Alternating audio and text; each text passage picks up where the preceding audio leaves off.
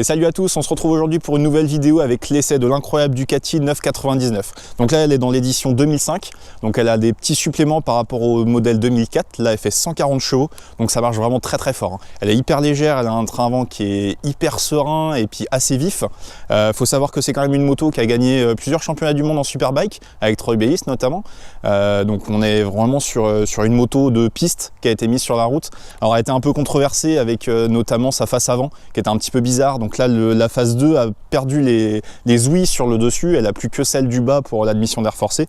Mais dans l'ensemble on est vraiment sur une moto qui est sympa au niveau du look et qui a un moteur qui marche vraiment très très fort. Mais on va voir ça tout de suite sur la route.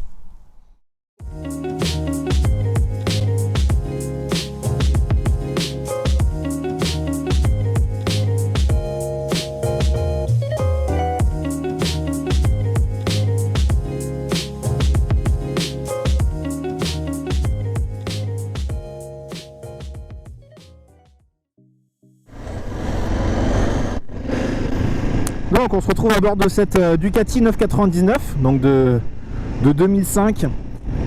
Donc elle a, c'est ce que je disais, toutes les améliorations moteurs de la R. Donc elle a gagné quand même 16 chevaux, c'est quand même pas rien. Donc on est maintenant à 140 bourrins, ce qui est excellent au niveau de la puissance du moteur. On est avec une moto qui est hyper sereine, qui est assez vive du train avant. On a un freinage qui est excellent. Franchement, à un doigt, on arrête la moto, ça fait presque peur. D'ailleurs, elle vous saute un petit peu au visage au niveau du frein. Alors, je vais y aller mollo parce qu'on est quand même en plein hiver. Je suis avec des pneus qui sont à peine rodés, donc on va y aller tranquille. Mais déjà, première prise en main comme ça là pour voir un petit peu. Bon, on a une selle. Bon, bah, on va appeler ça une selle. Parce que clairement c'est un morceau de bois avec un vinyle dessus. C'est assez glissant, ça fait mal au cul, clairement. C'est pas du tout à l'aise pour faire de la ville ou pour faire des longs trajets. Les arêtes sont assez saillantes au niveau de la selle, du coup ça remonte très rapidement au niveau des cuisses. En plus de ça, on a les bracelets qui sont quand même assez loin, on est quand même assez couché sur la moto, je trouve. Les pieds sont assez en hauteur et puis reculés, donc on est clairement basculé vers l'avant, il n'y a pas photo. Là on est directement en appui sur les bracelets.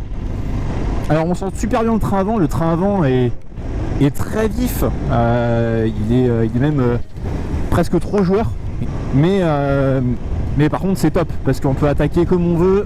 On sent le virage arriver, on peut forcer dedans, il n'y a pas de souci. On voit à peu près sa limite. Sur route, du moins. Sur piste, apparemment, c'était un petit peu différent. Les suspensions étaient considérées comme trop molles. Alors bon, après, ça, c'est pareil, il faut voir sur piste. Mais non, on a franchement une mécane qui est super sympa. Donc moi, elle m'a fait rêver depuis que je suis tout gamin. En fait, le père d'un copain en avait une. Bon, clairement, on bavait devant. Et là en avoir une sous la main pour rouler avec, c'est juste incroyable. Alors on va reprendre un petit peu de virage. Alors on a franchement un moteur qui a vachement de répondant, qui est hyper onctueux, je trouve. Alors apparemment la transmission est modifiée dessus. Alors je sais plus, mon frère m'a dit en -2 + 3, quelque chose comme ça. Donc alors clairement c'est un truc de baiser, hein, parce que ça reprend tout de suite. Et ça fait presque peur parce qu'on arrive à des vitesses folles très très rapidement pour un bicylindre.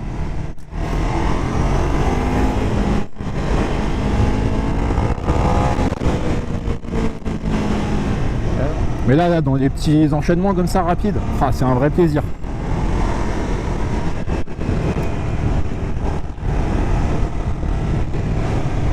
Alors sur route un peu dégradée, c'est vrai que ça tabasse quand même pas mal. On sent tout de suite les aspérités de la route, les bosses. Mais on a clairement une moto qui est hyper saine.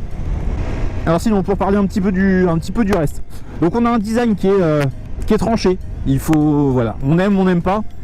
Moi perso, c'est une de mes plus belles motos, je trouve, en termes de sportive.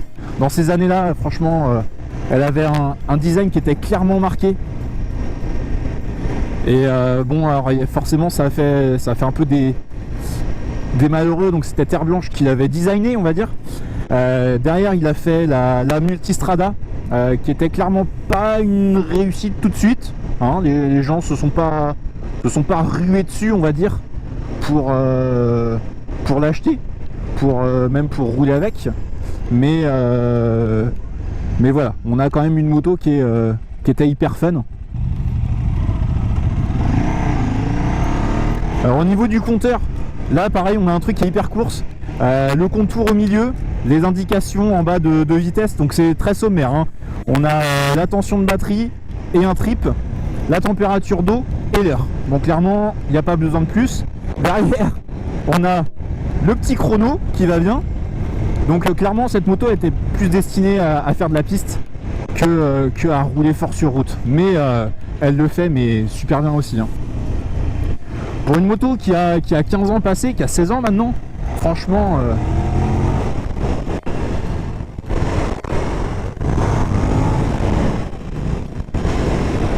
c'est un régal, un régal. Alors avec le son du Terminioni derrière, c'est encore mieux. Oh, on a un train avant, mais c'est un plaisir.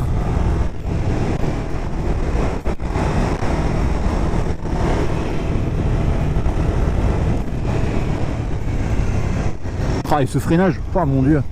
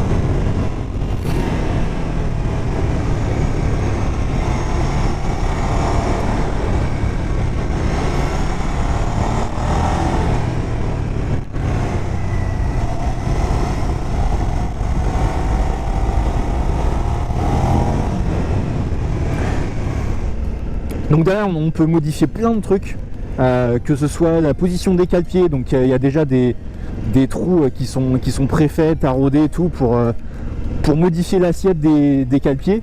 Donc ça c'est encore un petit peu plus l'esprit course. Les carénages, c'est que des vis quart de tour, alors qu'à l'époque bon c'était clairement que des petites vis à visser en clé BTR ou Torx. Même la hauteur de l'amortisseur à l'arrière c'est réglé avec une biellette, donc on règle l'assiette de la moto comme on veut. Les amortisseurs, la fourche, tout ça, tout est réglable dans tous les sens. Niveau freinage, bon bah là, toujours pareil, hein, Ducati, ça a toujours été du Brembo même. La fourche, par contre, c'est pas une Öhlins parce que c'est pas le modèle S ou R, mais bon, elle fait quand même son taf. C'est des gros diamètres. Donc là, normalement dessus, on a le petit embrayage qui fait du bruit. Là, on l'a là. Le petit embrayage, mais on l'a plus après parce que voilà, en fait il existe un kit qu'on appelle kit entre guillemets silencieux qui enlève un petit peu ce bruit de casserole sur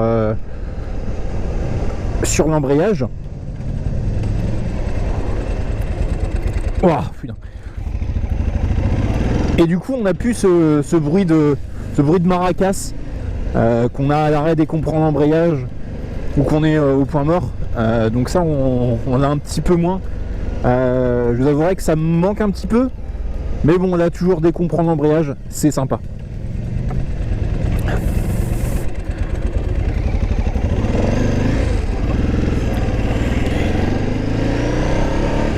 Puis alors le son du bicylindre quand même.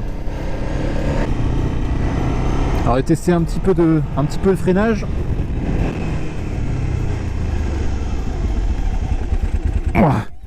Alors clairement ça freine, on sent presque les couilles dans le réservoir, c'est assez fort.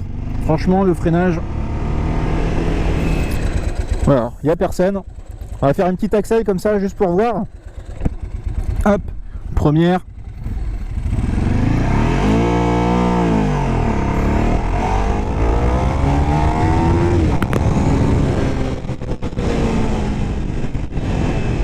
Ouais, alors clairement, ah c'est ouf, le couple que ça a, c'est impressionnant. On n'a pas l'impression d'être en fait sur un bicylindre, tellement ça grimpe et que ça vous tracte, mais sans avoir ce côté brutal en fait. Alors c'est vraiment une moto qui m'a fait rêver, qui continuera à me faire rêver. Donc alors s'il fallait retenir les points positifs et négatifs de cette moto. Alors point positif, son moteur qui est juste incroyable. Le freinage qui est d'une puissance mais folle pour des étriers qui sont même pas radio. Donc on est vraiment sur une puissance assez incroyable. Et après en positif négatif. Alors on va mettre le look parce que clairement faut aimer. Moi perso je suis un amoureux fou de cette bécane donc il n'y a pas photo. Mais voilà, pour quelqu'un qui veut une Ducati, forcément, quand on regarde une 1098 à côté, elle a peut-être un petit peu mieux vieilli. Mais clairement, moi j'adore, c'est un truc de fou. Elle est vraiment excellente. Et un autre point négatif, c'est la selle. Mon Dieu que c'est dur. On est vraiment assis sur un bout de bois avec un petit peu de sky dessus. Elle est assez glissante, c'est vrai que ça c'est un peu dommage. Là on a des petits grips sur le côté du réservoir, mais bon ça n'empêche pas que le jean ça glisse à mort dessus. Ça c'est un petit peu dommage, mais sinon non franchement pour une moto qui a 15 ans et bientôt elle va en avoir on peut mettre 20 ans parce que le premier modèle c'était 2003 donc on arrive bientôt. Franchement elle est juste incroyable. Donc voilà, j'espère que cet essai vous aura fait plaisir, vous aura fait connaître encore une nouvelle moto, et puis pas rien, c'est quand même une page de l'histoire Ducati cette moto. Moi clairement j'ai pris un énorme plaisir à la rouler, c'était vraiment excellent. Je remercie quand même mon frère de me l'avoir laissé essayer, mais non, franchement incroyable. Allez, je vous dis à très bientôt et surtout ride safe. Ciao.